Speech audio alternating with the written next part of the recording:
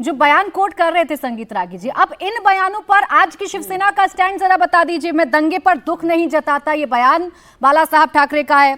मुस्लिमों को हरा जहर कहा जाता था। हम ये चुनाव हिंदुओं के लिए लड़ रहे हैं, मुस्लिम वोटर्स की हमें जरूरत नहीं है, देश हिंदुओं का है, हिंदुओं का रहेगा। कांग्रेस से मिलना पड़े तो मैं दुकान बंद कर दूंगा। तो आज जरा अपना स्टैंड इन पर क्लियर करिए। मुसलमानों की नागरिकता छीन लेनी चाहिए, वोटिंग राइट्स उनके खत्म कर देने चाहिए। ये बयान 2015 में भी दोहराया गया था जयेशवानी जी। मुसलमानों की नागरिकता छीन लेनी चाहिए, ये भी बाला साहब ठाकरे जी ने कहा। बाला साहब ने दोहराया था 2015 में। आपकी पार्टी ने दोहराया था सर? नहीं, प्राची मैडम, क्या बाला साहब ने दोहराया था 2015 में? आपकी पार्टी नहीं थी क्या 2015 में? ये बयान 2015 में बाला साहब ने दोहराया था। नहीं तो आपकी पार्टी नहीं थी क्या 2015? बाला साहब ने दोहराया था क्या? नहीं, आपकी पार्टी नहीं थी क्या 2015 में? मुझे बताना पड़ेगा कि 2015 में आपके नेता कौन थे? आप जब एक वक्तव्य करती याद हो, दिलाऊं?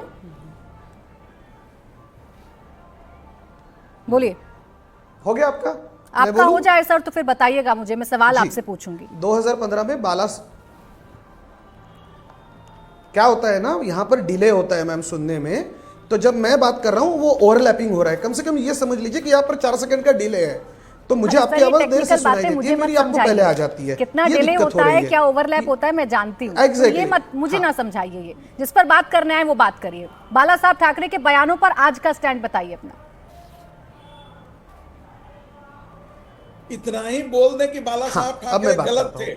वंदनीय बाला साहब ने कभी भी जो बाला साहब ने मुसलमानों रुक जाइए, संगीत रागी जी को कंप्लीट करने दीजिए। वैसे ही जयेशवानी जी इरिटेट हो जाते हैं बहुत जल्दी, टेक्निकल ज्ञान बताने लगते हैं, थोड़ा सा शांत रहते हैं। बोलिए जयेशवानी जी जी जी, पूरा टाइम दूंगी आपको। नहीं क्या है, नहीं मैं ज्ञान नहीं बताता हूं। मैं वकील हूं, तो मुझे बहस करने का एक सलीका पता है। बस मैं वो सलीके में रहना पसंद करता हूं। बाकी लोग रहे ना रहे उनकी मर्जी है। मैं अपने तरीके से रहता हूं। सर बोलिए। सुनिए ना मैम, अभी देखो फिर से आप जी मुझे पूरा सलग टाइम दीजिएगा। एक चीज, वंदनीय बाला साहब ने जो भी बातें कही थी वो इस देश से गद्दारी करने वाले मुसलमानों के लिए कही थी, और उसको लेकर आज भी शिवसेना का स्टैंड बड़ा क्लियर है। जो इस मिट्टी को अपनी मां नहीं मानता, जो यहां पर इस मिट्टी का नमक खाकर इस मिट्टी से बेईमानी करता है, उस हर मुसलमान का विरोध होगा। लेकिन हर मुसलमान वैसा नहीं है, हर मुसलमान गद्दार नहीं होता है।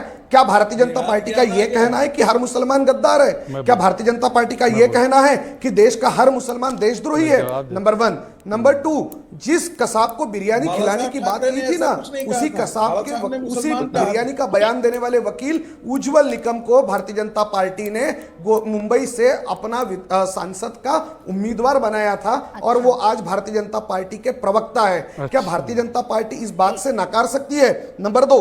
नंबर 3, 370 का हमने हमेशा ही 370 जो हटाया गया उसका समर्थन करने वाले, उसके लिए अभिनंदन करने वाले पहली शिवसेना उद्धव बाला साहब ठाकरे का ठीक है। अब जय जी, अगर आपके रूल अलाउ कर रहे हो तो मुझे आना है सर।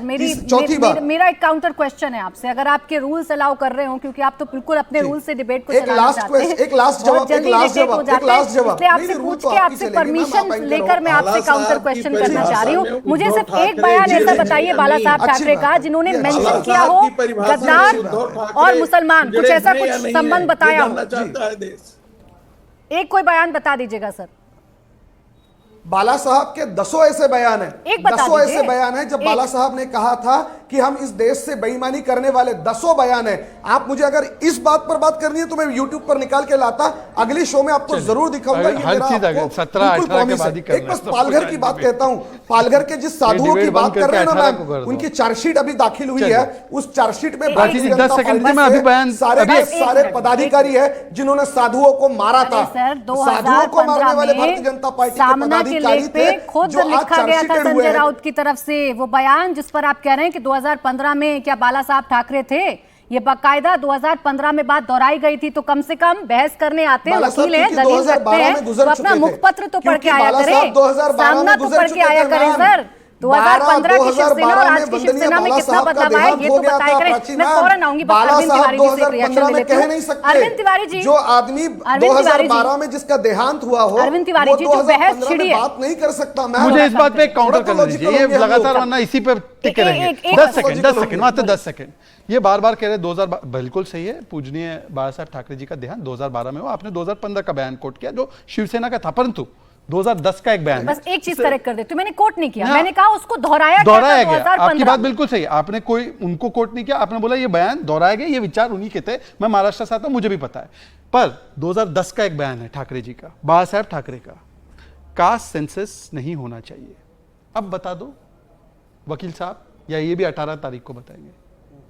ये बोले थे कास्ट सेंसस नहीं होना चाहिए। अब बोलो कि बाला साहब ठाकरे जी को उद्धव ठाकरे ने कैसे छोड़ दिया, सनातन समाज पे छोड़ दिया, सनातन बीमारी पर छोड़ दिया, हिंदू धर्म धोखा है छोड़ दिया, राम मंदिर प्राण प्रतिष्ठा नाच गाना छोड़ दिया, और बाबरी बनाना है वापस। ये नरसिम्हा राव का एफिडेविट था, दिग्विजय सिंह ने बोला। बोलिए जयश्वानी जी, बोलिए, 10 सेकंड दे रही हूँ जी। उद्धव साहब ने हमारा स्टैंड बिल्कुल क्लियर कर दिया है। एक न्यूज चैनल को बात करते हुए उन्होंने बिल्कुल कह दिया है कि एक बार दो टूक हो जाए, जिसकी जितनी हिस्सेदारी उसकी उतनी भागीदारी।